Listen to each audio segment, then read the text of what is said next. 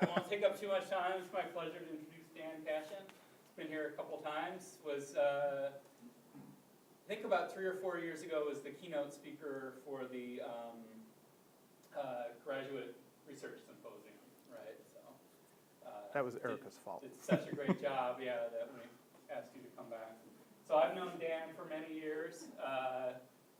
Was I ever your TA in soils? Or no, I'm not sure. I don't remember. Yeah, you were great. Yeah, I was great. So Dan got his bachelor's and master's at University of Michigan, working with Bert Barnes, where he learns you got to know the territory. Then did a PhD with Monica Turner at Wisconsin, and then was out west. I think Dan Binkley and some others. Mike Ryan. Out there, Mike Ryan, yeah.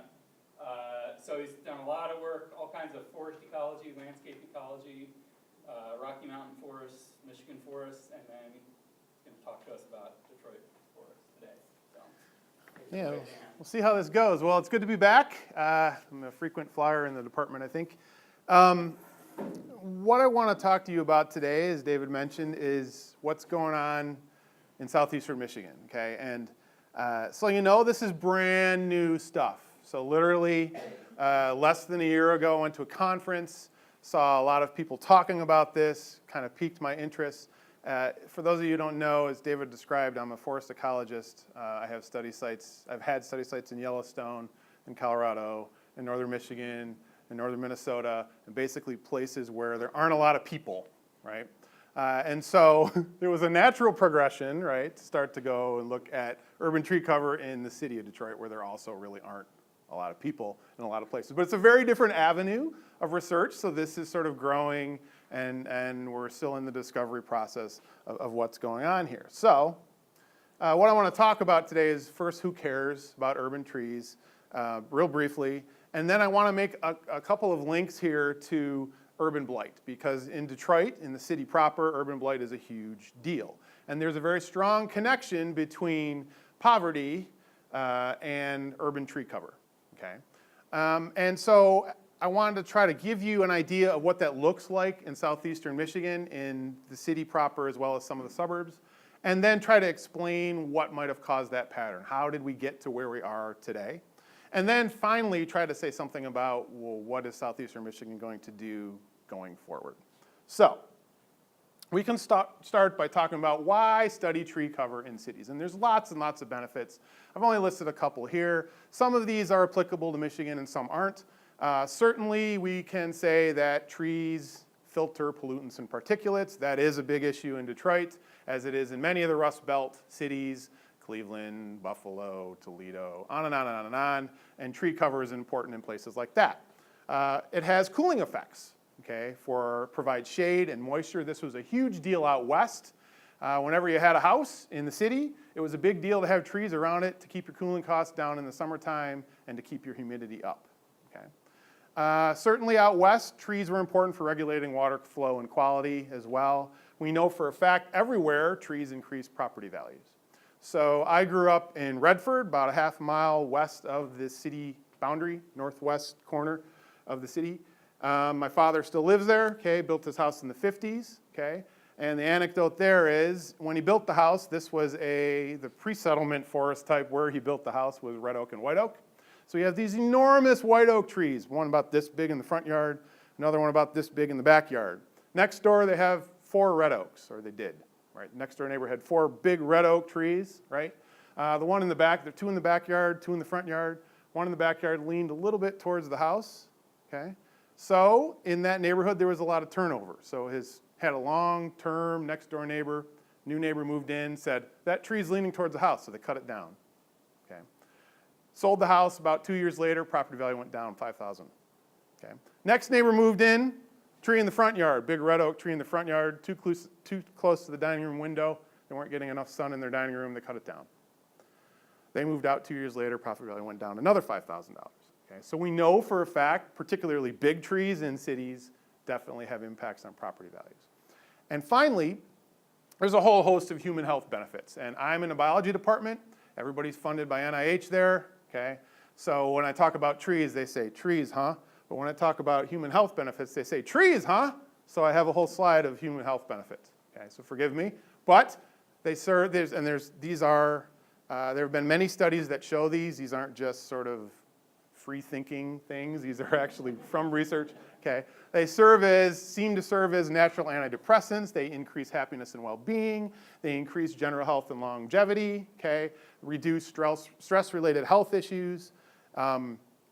In adults and children, they tend to increase focus and attention. There have been several studies now that shows that treed environments around residential areas tend to mitigate child ADHD, okay? There have been many, many studies of the effects of trees on people's behavior, particularly in public housing projects, okay? Where crime is an issue. They find where there are trees, people have reduced aggression and increased restraint, whatever that might mean, okay, compared to areas without trees. And certainly, most recently and probably most interestingly, folks have found that people coming out of surgery recover smoother and quicker if they can look out their window and see green, okay? And so many of the new hospital designs are being designed with trees rather than impervious surfaces in their courtyards and outside the recovery windows, okay? So many, many health benefits. There are many other benefits as well. These are just a few, okay? However, if you want to study tree cover in cities, there are issues with that, okay?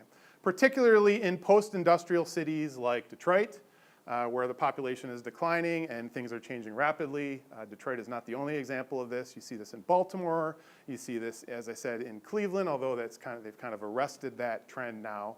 Buffalo, many cities like this. One of the perils is that there just aren't very many trees in the inner cities of these places, right? If anybody's familiar with Detroit, we have something called the Packard plant, okay? The Packard plant is an old abandoned factory where they used to build Packards in the 30s, 40s, and 50s, and it's just kind of this empty, hulking ruin where everybody takes pictures, okay? It's what you see online, it's what you see in movies. Say you see the Packard plant or you see the abandoned train station. They shot Batman versus Superman in the abandoned train station, okay? So the Packard plant is a big deal in Detroit. This photo is taken this is from Google Earth, but the photographer took this with his or her back to the Packard plant. This is what the neighborhood around the Packard plant looks like, okay? And I can tell you from firsthand experience being in these places that the scariness of being in neighborhoods like this is not necessarily the fear of something violent happening to you, being mugged or shot or beat up or something, although that's certainly in the back of your mind. What's scary is that there's just nothing. And it's completely, in many of these neighborhoods, it's just eerily abandoned. There's nothing. And those of you who have done field work know when you're doing field work, things happen. If you broke down here and this photographer happened to catch a car who seems to be driving, he's literally 50 feet from the wall of the Packard plant, so I don't know what he's doing. But if something happened, if you ran out of gas or something happened to your car, you would literally have to walk miles and miles and miles and miles and miles before you could find somebody to help you or willing to help you in these places. So when I went to this conference and there were people talking about studying tree cover in Baltimore or Buffalo or Cleveland, most everyone was doing it remotely. And that's what I'm doing too, just so you know, okay? So one thing to keep in mind is where you get big post-industrial cities, you get blight. And one of the characteristics of blighted areas is a lack of street trees. And we're not talking about trees growing between houses or out of houses or on top of houses, right? We're talking about maintained street trees. So this is an example of a blighted neighborhood where they threw up 3 new houses, and you can see, if you look close, nice planted trees in front of those houses and trees virtually nowhere else. There's one surviving elm tree way down the block here, but virtually nothing else. And even where that blight has been removed in Detroit, trees are not coming back, okay, magically. So that is a very common characteristic of these areas of high blight. And Detroit has an enormous blight problem, okay? One of Detroit's attractions, unfortunately, is what is referred to as ruin porn, okay? If you go online and you Google urban blight, the first 10 hits will bring up Detroit. And you'll see pictures like this, which are just city blocks with abandoned houses, okay? Once in a while, so a city block like this with all the houses empty. Once in a while, you can find a city block like this where this house has people living in it, even though the second floor is completely burned out. This house is actually nicely maintained, and you see two arborvitaes essentially blocking the whole front of the house, right? But this is very characteristic of what you see in many of Detroit's neighborhoods. For my own pleasure, I put this photo in here because here's a nicely well-maintained house with a fence around it, lawn all nicely taken care of, some kind of conifer growing in front. You see this middle brown house, this was the house that my father grew up in the 30s and 40s, okay? So now it's got it, so you can't see it. Address spray painted on the outside of it. It's now been added to the list of Detroit's abandoned properties. So this is an enormous problem all across the city. And by the way, these three houses are the only ones left on the block. Okay. All right. And of course, depending on your state of mind, right, your background and your thoughts, you too could take your engagement photos here. You could have a Detroit and Urban Decay engagement session like Brittany and Chris in the abandoned Packard plant, okay? I don't want to take away from this photographer. He added a cosmic look here. He added decay on the side of the wall in nice cursive, okay? And you can see Brittany and Chris kissing in the middle of the Packard plant or posing in front of a broken up car, right? Or having a nice little sit down in Detroit's ruin porn, okay? So that could be you. But it's not really that funny.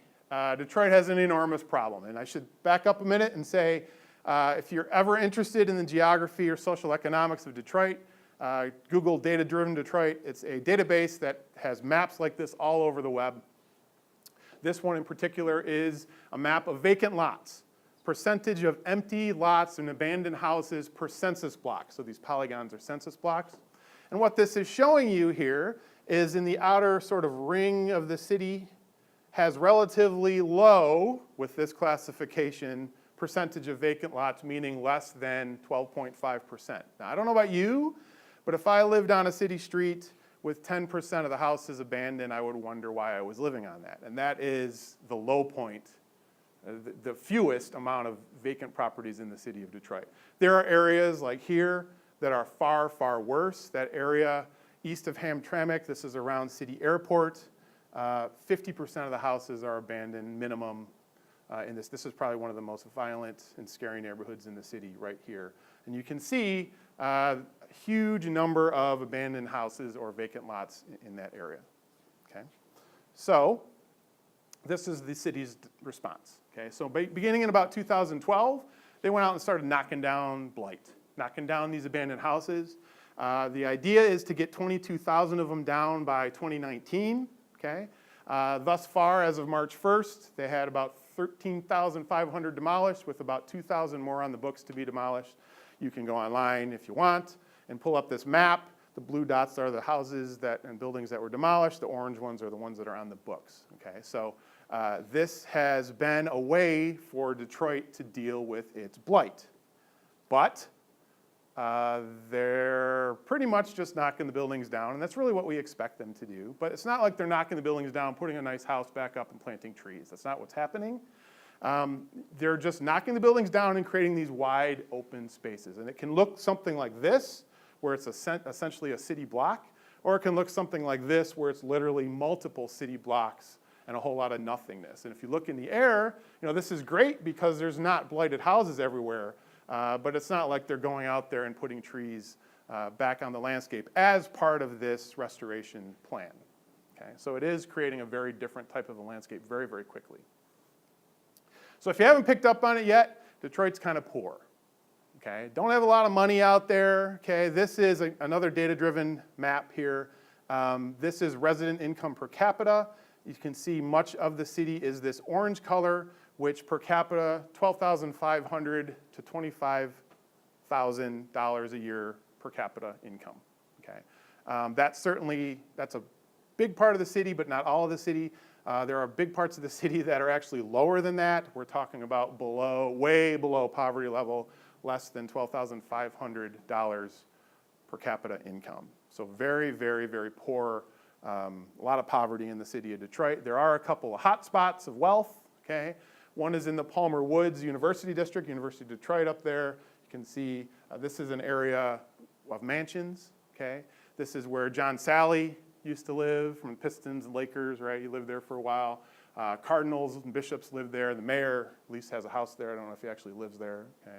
Indian Village is another wealthy spot. Okay, that's where many of the faculty from Wayne State live if they want to live in the city. Okay, right in here. And of course, you have this area right downtown, which doesn't have a lot of trees because it's a lot of lofts and sort of high-density housing. This is where all the 20-somethings are moving. Okay, and of course, the area along the riverfront. But large areas of the city do not have a lot of money.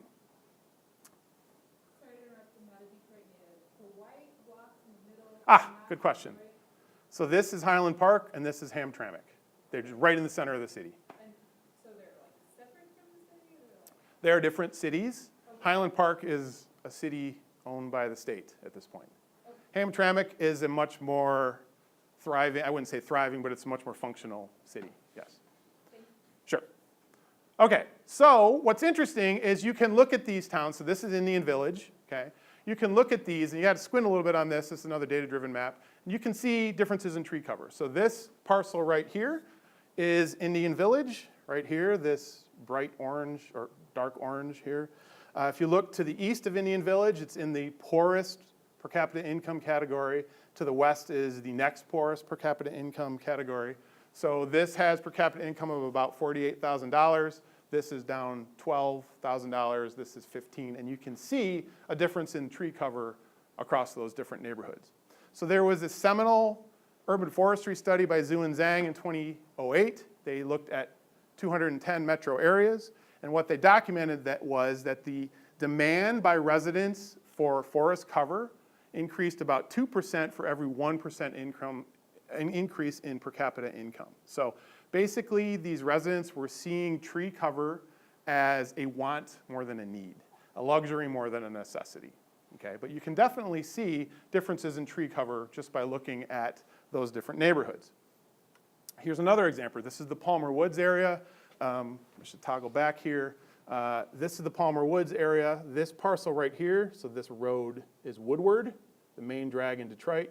This parcel right here, this is where the state fairgrounds were. This is the state fair neighborhood, okay? And if you look, here's Palmer Woods, per capita income about $43,000 a year. Here's the state fair, per capita income $7,500 a year, one of the poorest neighborhoods in the city. And you can really, really see the difference in tree cover among those two neighborhoods, okay? So, poorer urban neighborhoods have fewer trees. Here's another important urban forestry study, okay? 304 metropolitan areas. These folks worked mostly out west. They were interested in identifying areas that were at risk for extreme heat waves that you get out west because of lack of tree cover.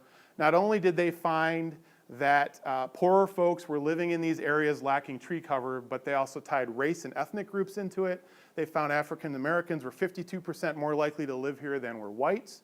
Asians 32% more likely, and Hispanics 21% more likely to live in these types of neighborhoods than whites. So not only is there a wealth issue, but there is a race and ethnic issue, and you know those are tied together pretty strongly.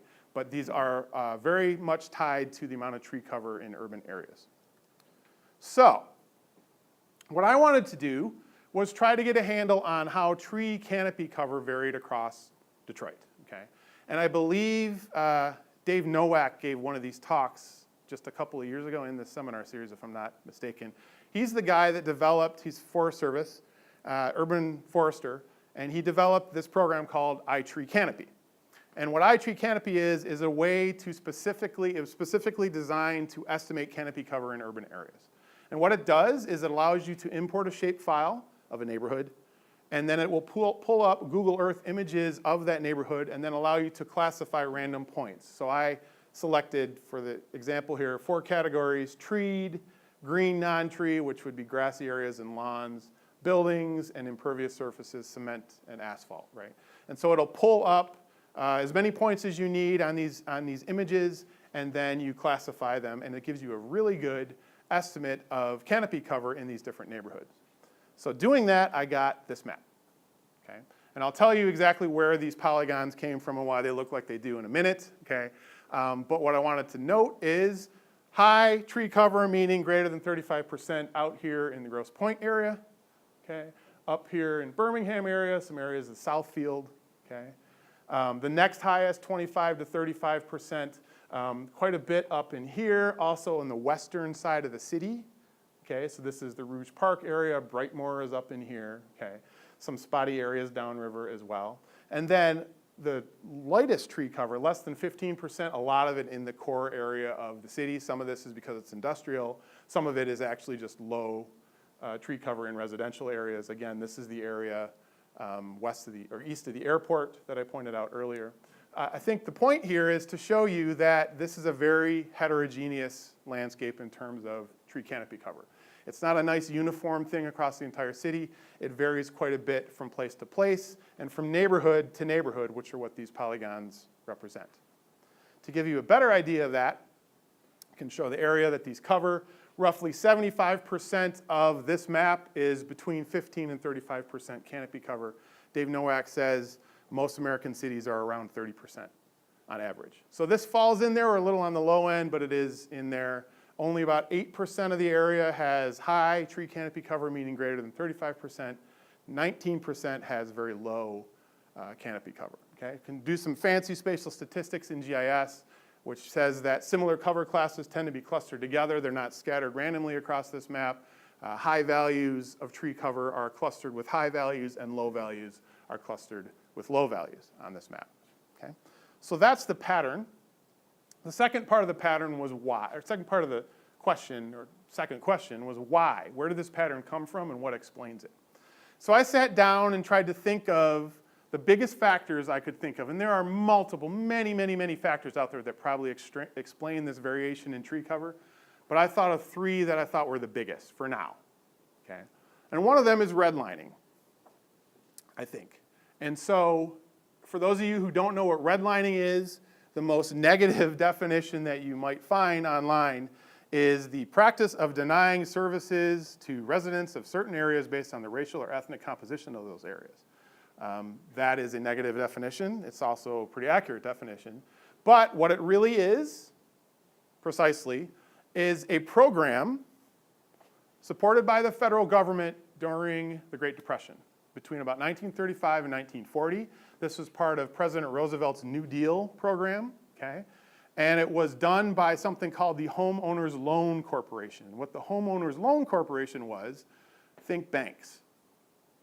Essentially, banks would send representatives out, either employees of the banks or they would hire people to do this, with a pencil and a clipboard to walk through neighborhoods and say, this neighborhood is a really good place for the banks to invest in terms of home loans and other financial services. That one is not, okay? So I downloaded this goofy thing from online, from the web. I don't know if it's San Francisco or San Diego, I can't remember, where someone just scribbled areas and said, this is the hood, don't even think of living here, this is okay, this is wealthier. It's kind of stupid and goofy, but that's exactly what they did. Exactly what they did. And this was done with support and encouragement of the federal government. So sociologists would look at this and say, this idea of redlining really codified and expanded segregation, both based on race and based on class in American cities all across the US.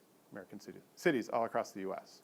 Okay, so this was done in Detroit in 1938 and 1939, and this is what the redlining map looked like. So the original redlining map from 1939, if you can't see that legend, it looks like this. The green area is considered best, okay? The red area is hazardous, meaning stay away, right? Then you have the blue areas, still desirable, and the yellow area is definitely declining, okay? So if you're a bank, you want to go for blue or green, and you want to avoid yellow or red, okay? And these maps have been put up online by the University of Richmond.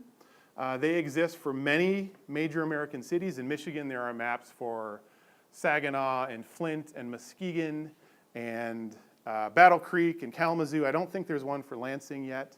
You can go to all the states all across the country and find maps that look a lot like this. You can see Detroit in 1939, much of that was considered a hazardous place for banks to invest. Okay? So what this essentially did was, way back then, designate neighborhoods as rich or poor based on various factors. Okay? So what's interesting about what the University of Richmond did was they digitized each one of these neighborhood blocks, okay? And you can go online and click on them, and it'll bring up the original data sheet from the redlining effort, okay? So these data sheets have a line for class and occupation, for the percentage of foreign families, the nationalities, the percentage of Negroes, okay? It has housing prices of the area, and it has some notes. So this particular neighborhood, way downriver, or down towards downtown here, in 1939, the class here was labor, considered labor. 60% foreign families, German, Irish, Italian, no Negroes at the time, shifting towards Italian and Polish. Uh-oh, right? If you look down here at the notes, it says, industries will probably move in, residents of low income group, rated area 4th grade. That means red, okay? Here's another example. This is in the East Detroit, now called East Point area, okay? Lower middle class and lower class laborers and clerks, okay? Negroes threatening in northeast corner, okay? Here's the last one I want to show you, which is further downriver, okay? Lower class labor, foreign families 30%, Polish, Hungarian, 70% Negroes. Negro rate infiltration depends on Ford activity, okay? And if you look down here, it says many of the houses are of garage type, built at the rear of lots. Others are fair, but the mixed population, Negroes and Polish, precludes the area from a higher rating, okay? So, if you ever thought that this wasn't reality, this was reality, okay? We have data sheets to show it, and this was supported and encouraged by the federal government at that time, okay? So there is a website out there, a guy named Alex Hill does a lot with Detroit geography, and he overlaid Detroit's black neighborhoods in 1940 over this redlining map, just to give you an idea. Paradise Valley was the heart of the black culture in the 40s. It was very, very crowded. Housing was poor, but this is where the jazz clubs and all the entertainment was and all the seedy businesses that go along with them, okay? Red, right? To escape that overcrowding, some of the black families would move out to this west side neighborhood. It was a little more upscale, a little more middle class instead of working class. Red, right? The high class black families would move up to the area called Conant Gardens. These were some of the families that actually protested public housing, okay, because this was more of an upscale neighborhood. Red. And then, of course, the 8 Mile, Wyoming was a black settlement as well. In the 40s, this was still a lot of farmland, undeveloped stuff. A lot of black migrant workers would move up there. Red. Okay, so just to give you an idea where this is going and what it has done. So I wanted to see, what does this redlining mean for tree canopy cover in Detroit? So this map that I showed you of tree cover, this is where it came from. It's just the redline map that I digitized, and then looked at the tree cover of that redlining map. And what it came up with was a bar graph that looks like an Excel tutorial. It literally does, right? So the wealthy neighborhoods, the best neighborhoods, 42% tree cover. And by the way, these redlining groups were those established in 1939. The tree cover is what we see in 2017, okay? So current tree cover in those areas that were designated as the wealthy areas in 1939 have the highest tree cover. Those areas that were designated as the poorest areas have the lowest tree cover, okay, without question. And it's a nice linear trend up those 4 different classes. Kind of amazing, actually. And one reason redlining is such a big deal and such a big factor is because it costs a lot of money to maintain an urban tree canopy. So when Emerald ash borer came through several years ago, there were a lot of data put out that show you the cost to remove a dead tree and a stump, anywhere from about $200 for a foot-wide tree to something of $1,500 for a very large tree, okay? Basic value of an average tree, 13 inches in diameter, in Michigan is about $4,200. Cost to replace or remove tree with a little sapling is $300. So if you're a poor neighborhood, this isn't what you're going to do. It just costs too much money. Okay. So there are other factors too besides redlining. Big one is Dutch elm disease. Most of you probably know about Dutch elm disease. This is a fungus spread by a bark beetle. Okay, fungus plugs up the vascular system of elm trees. There are resistant elm trees. Most of them are Asian. So in the city today, you see Chinese elm and Siberian elm, right? But American elm and slippery elm, our native elms, were very susceptible to Dutch elm disease. This came through first in 1950. Detroit used to be famous for its cathedral elm-lined streets that look like this. Many of the cities in the Northeast look like this as well. Many of the cities in the Midwest look like this as well. Detroit was particularly known for its elms. It has streets named after elms like a lot of cities do. We have Elmwood, we have Elmhurst, on and on and on. Dutch elm came through first in 1950. In the 50s, they were losing about 2,000 trees per year. By the 60s and 70s, they were losing 10,000 trees per year. So it was a huge impact on the urban tree canopy in Detroit during that period of time.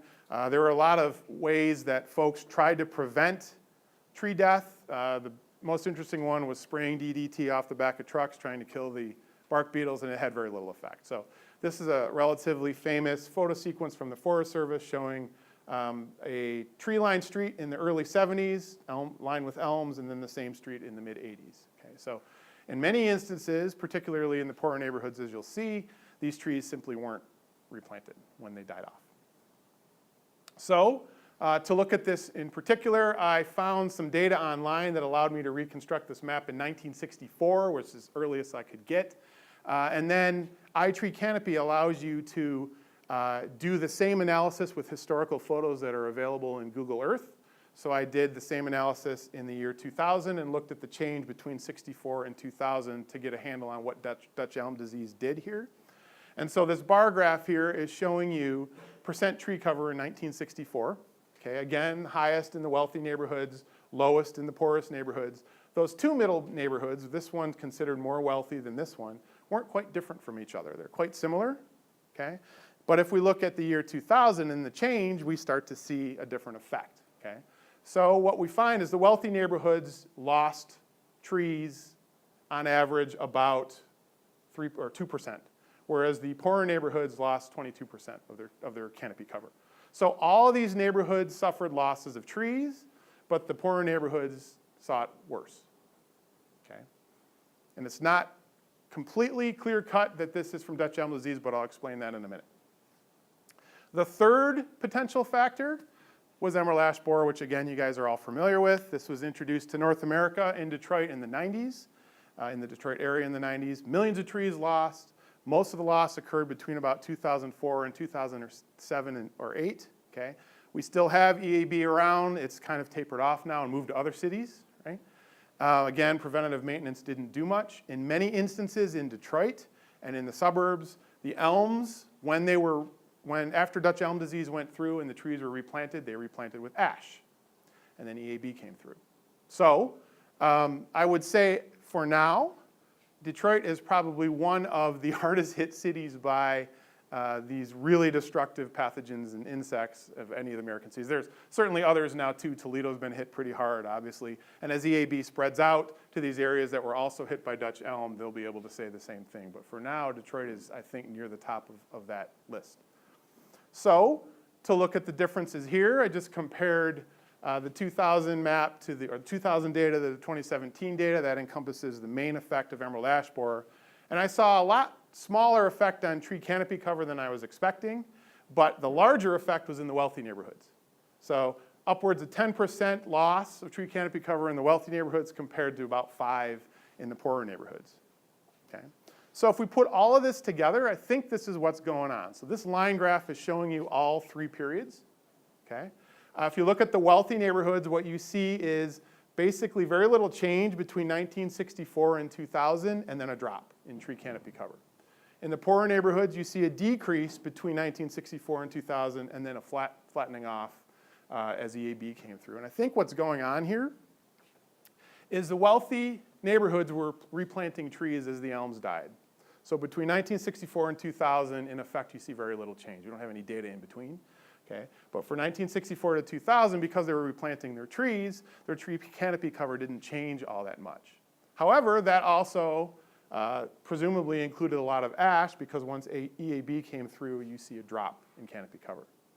Compare that to the poorer neighborhoods, which saw a big decrease when the elms got hit, and relatively little replanting, so you see a decrease. And since they didn't have that many trees around afterwards, and presumably they didn't replant, you see a flattening off. Okay? So if you look all told here, the poorer neighborhoods saw the biggest loss of tree canopy cover compared to the wealthy neighborhoods. And I think, basically, I've been doing this analysis based on this classification of the redlining. The redlining may have determined the ability of these communities and neighborhoods to respond to these pests and pathogens. The wealthy neighborhoods couldn't do it as well, or the wealthy neighborhoods could do it much better than the poorer neighborhoods could. And so that has an effect on the long-term health of the urban tree canopy. Okay? All determined by that redlining in the beginning. So what now? What now? So there is quite a bit of tree planting effort out there. Many of you have probably heard of the Greening of Detroit. This is a nonprofit agency. As of now, planted around 70,000 trees all across the city. Bert and I were just talking. Apparently, they really encourage community involvement to the point where they actually wait for communities to approach them about tree planting. But what's really interesting is if you look at the map here of their tree plantings, a lot of their tree plantings occur where there are already trees. So the west side of the city, here's Palmer Woods, okay, here's Indian Village, okay. And I think that's why, because these are areas, again, this is a bit of an exception, but certainly Palmer Woods and Indian Village, these are wealthier neighborhoods that it's more of a want than a need, right?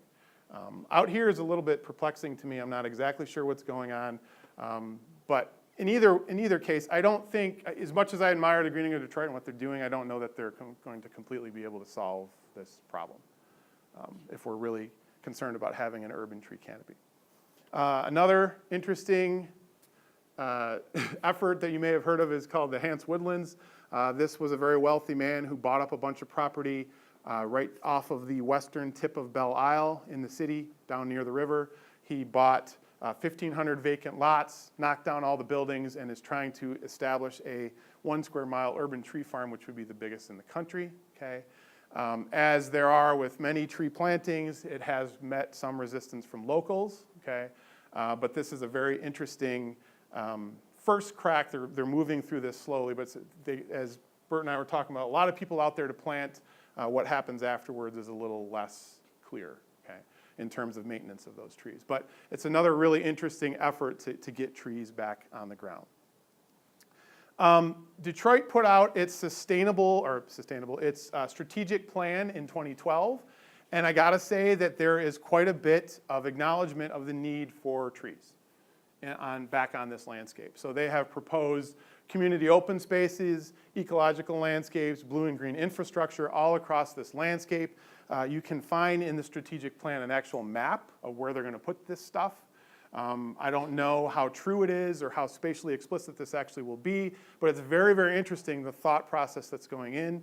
These are major freeways that are banded in green. Those are what they're calling carbon forests, which are 5 or 6 rows of trees along each side of the freeway, okay?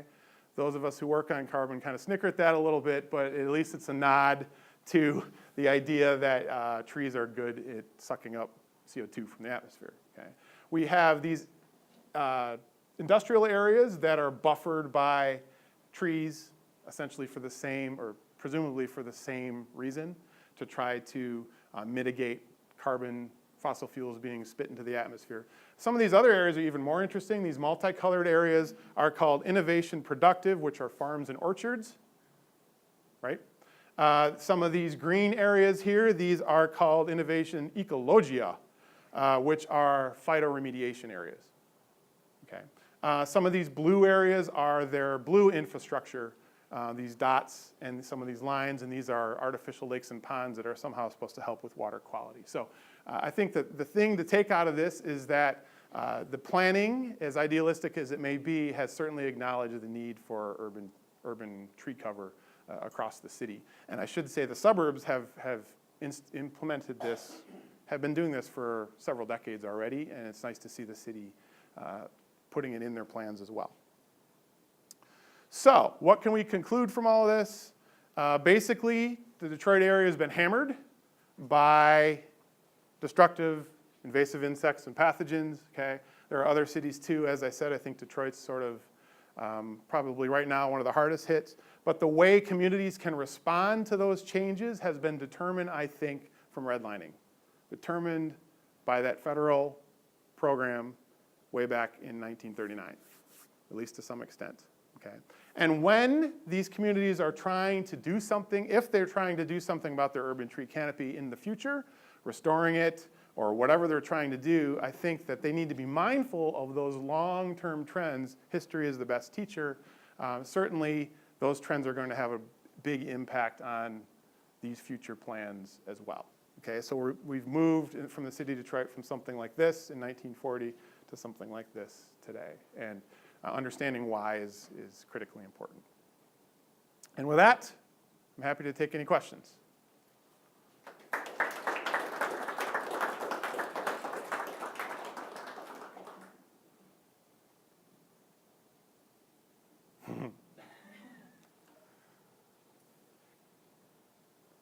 Yes, sir.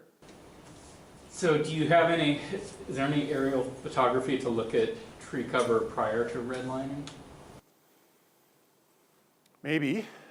I mean, that would put us in the early 30s or in the mid 30s. I haven't found any. It would certainly be interesting. I think most of the aerial photographies began in the late 30s and 40s and then took off after World War II, but maybe we can find the Red Baron flying over with his camera. I don't know. Yes? One of your shots was showing Windsor as part of the whole area. Were you able to get any canopy information on Windsor?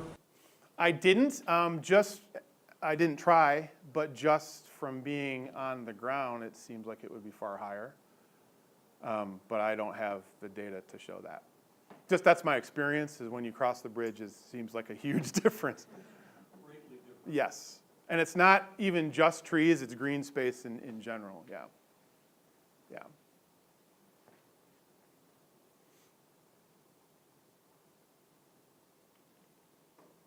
Yes?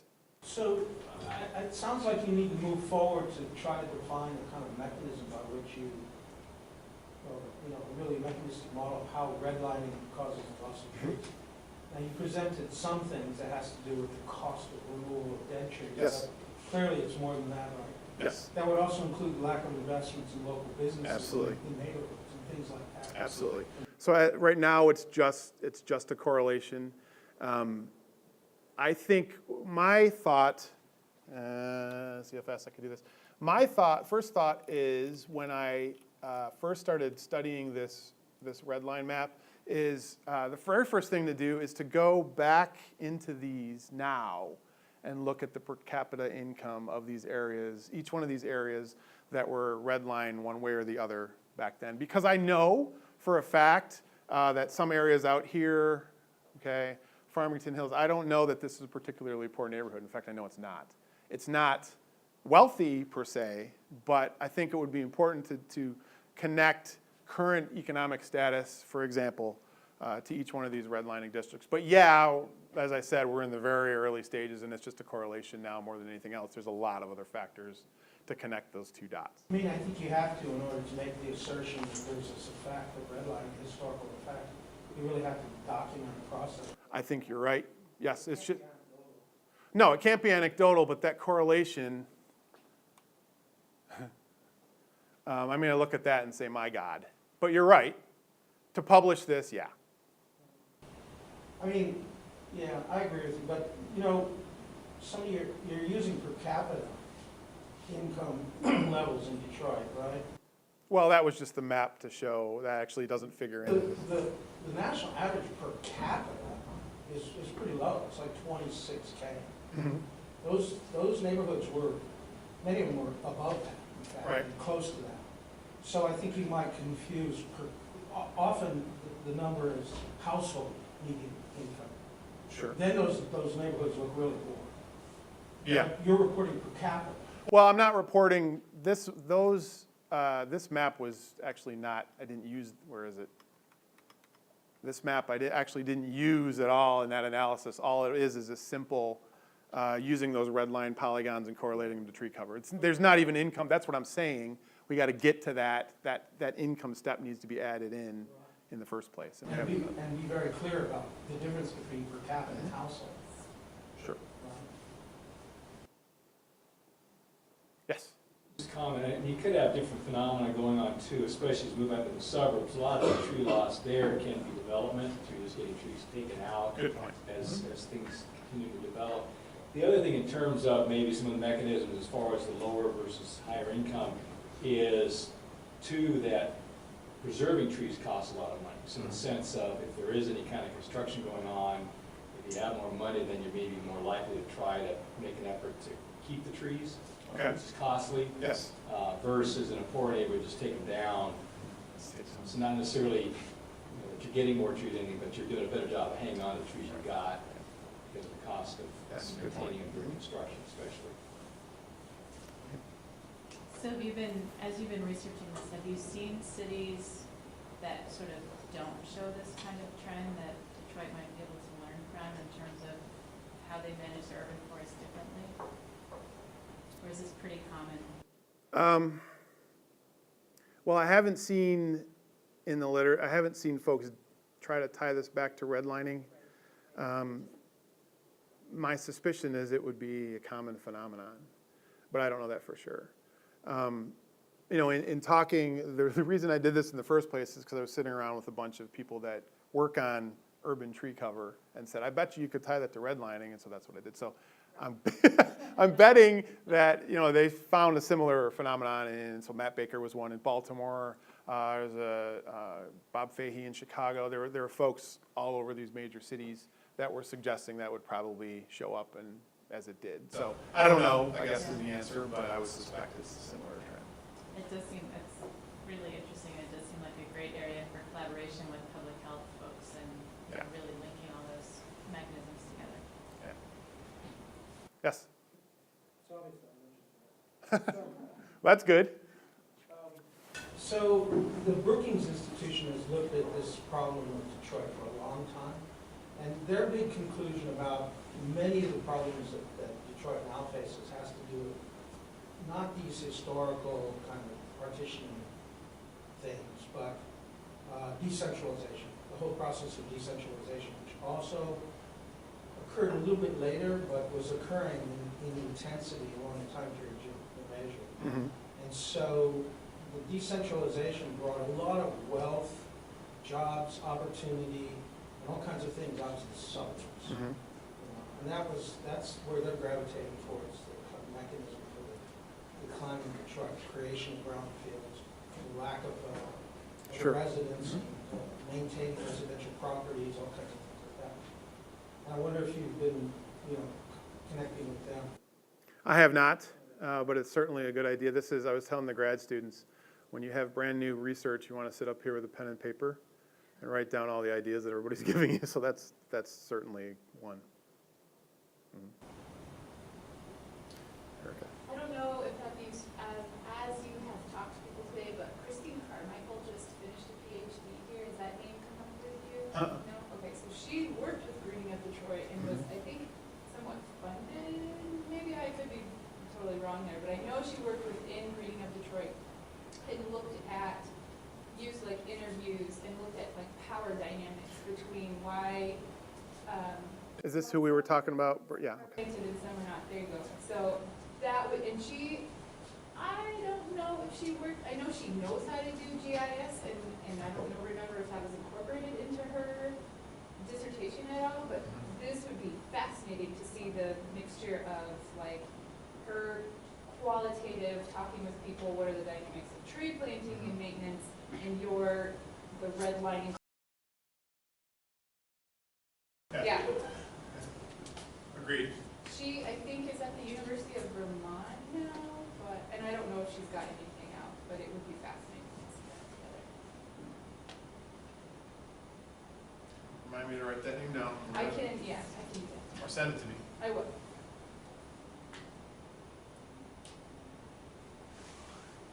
Okay, great. Thanks.